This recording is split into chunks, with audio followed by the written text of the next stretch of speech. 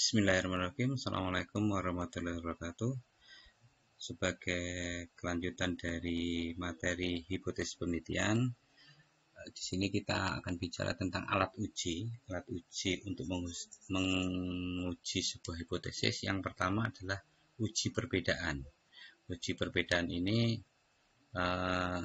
biasanya paling sederhana, menguji tentang satu kelompok data atau dua kelompok data. Untuk memudahkan mempelajari uji perbedaan, di sini ada peta uji perbedaan. Jadi nanti akan memudahkan saudara untuk melihat apakah itu uji beda rata atau proporsi. Ada dua nih, rata-rata proporsi. Cara paling gampang melihatnya adalah jika penelitian tersebut berbicara rata-ratanya atau diketahui rata-ratanya, maka masuk ke uji beda rata-rata. Kalau diketahui prosentasenya, masuk uji beda proporsi. Di dalam uji beda rata-rata itu ada dibagi dua, satu rata-rata, di mana satu rata-rata itu akan dilihat juga sampelnya. Sampelnya kecil itu di bawah 30, sampelnya besar itu di atas 30. Sampel kecil di bawah 30, sampel besar di atas 30. Itu hanya untuk menguji satu kelompok data. Kalau ada dua kelompok data dan mau menguji rata-rata juga dibedakan menjadi sampel kecil dan sampel besar. Seperti yang saya sampaikan tadi, sampel kecilnya di bawah 30, sampel besarnya adalah di atas 30. Demikian juga untuk proporsi, itu ada satu proporsi dan dua proporsi. Dan ini tidak terkait dengan sampelnya, yang jelas ini satu proporsi, itu hanya satu kelompok data yang diketahui prosentasenya, sedangkan dua proporsi diketahui dua kelompok data. Untuk mempelajari apakah ini ada simbol macam-macam, ya, simbol ada X bar, mu dan sebagainya, saudara bisa melihat buku statistik induktif, statistik ekonomi, dan Anda pelajari materi itu. Saya langsung mengarah ke contoh aja, contoh soal supaya memudahkan. Misalnya gini, untuk menguji kebenaran dari tulisan berat susu kaleng, misalnya saudara mau melihat ada susu kaleng yang tertulis 400 gram, maka diambil sampel sebanyak 40 kaleng. Di sini kita sudah mengetahui sampelnya, N-nya adalah 40 kaleng. Setelah dihitung, isinya diketahui rata-rata berat susu kaleng ada 398 gram dengan standar deviasi 35 gram. Dengan menggunakan tingkat signifikan 1%, ingat tingkat signifikan 1%, berarti ini nanti adalah alfanya adalah 1%. Pertanyaannya, apakah tulisan yang tertera dalam susu kaleng tersebut dapat menunjukkan isi sebenarnya? Jadi, saudara melihat sebuah susu kaleng ada tulisan 400 gram. Sebagai seorang peneliti, tentu saja kita berpikirnya, masa benar sih tulisan 400 gram itu pas isinya? Kita kan langsung berpikirnya itulah yang sebagai hipotesis kita. Jangan lupa di materi hipotesis penelitian itu kita bicara langkahnya. Maka langkah yang dilakukan pertama ini, menentukan hipotesis penelitian. Karena kita tidak percaya dari tulisan 400 gram, kita bisa membuat kesimpulan sementara tulisan 400 gram yang tertera pada susu kaleng belum tentu menunjukkan isi sebenarnya. Ini saya buat tulisan tebal belum tentu. Belum tentu itu artinya apa? Bisa lebih, bisa kurang, atau bisa pas. Ketika kita sudah bicara bisa lebih, bisa kurang, maka nanti ujinya dua arah. Ingat, belum tentu, bisa lebih, bisa kurang, bisa pas. Sama dengan, maka ujinya adalah dua arah. Jika dua arah, alfanya yang harus diingat dibagi dua. Nah, itu ditunjukkan di apa? Ditunjukkan di hipotesis statistik. Handle-nya adalah mu, yang sudah disampaikan di depan bahwa tulisan 400 gram itu, mu-nya 400 gram. Oh, ini ibaratnya tulisannya sudah pas kok 400 gram. Tulisannya sudah pas 400 gram. Tapi hipotesis nolnya ini, alternatifnya, hipotesis alternatif HA-nya, tulisan itu belum tentu 400 gram. Tulisan itu isinya belum tentu 400 gram. Bisa lebih, bisa kurang. Ini hipotesis statistik. Mengapa kok ini tidak sama dengan? Karena ada kalimat belum tentu. Kalau di sini saudara membuat hipotesisnya lebih besar atau kurang dari isinya, 400 gram ini isinya kurang, berarti ini lebih kecil. Karena di sini kita sebagai peneliti menyatakan bahwa ini belum tentu, maka tidak sama dengan. Setelah itu kita membuat daerah penerimaan dan penolakan. Ingat, Anda pelajari lagi daerah penerimaan dan penolakan H0. Ini dua arah. Belum tentu, tidak sama dengan dua arah. Kalau dua arah, alfanya dibagi dua. Alfanya tadi disampaikan 1%, maka dibagi dua menjadi 0,5% daerah penolakan H0. Kanannya 0,5% daerah penolakan H0. Dan penerimaan H0-nya 99%. Sekarang yang jadi permasalahan, berapa tabel yang akan ditempelkan di sini? Di sini ketemu 2,704. Terus minus 2,704. Dari mana? Anda harus punya tabel T-student.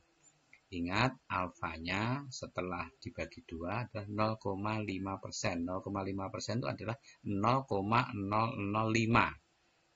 N-nya berapa? Untuk melihat data tabel, Anda harus tahu N-nya. N-nya sudah disebutkan tadi, sampelnya adalah 40. Alfanya titik itu koma, kalau di Excel itu kan 0 depannya nggak muncul.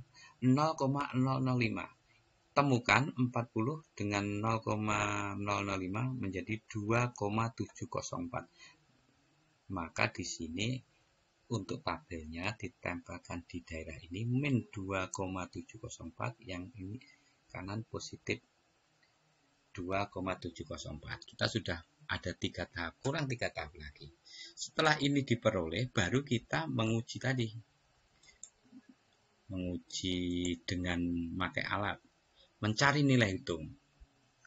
Karena hanya meneliti satu produk susu kaleng, dihitung rata-ratanya, kita tahu bahwa tadi rata-ratanya jelas, sampelnya di atas 30, maka dimasukkan pada uji satu beda rata-rata sampel besar. Nah, Anda misalnya naik lagi ke sini. Nah, kita hanya bicara satu susu kaleng, ini berarti uji rata-ratanya ketemu, kita uji rata-rata, sampelnya besar, maka kita menggunakan rumus Z hitung sama dengan X bar rata-rata dikurangi mu tulisannya dibagi SD dibagi akar N. Nah, ini Z hitung X bar min mu bagi SD bagi akar N.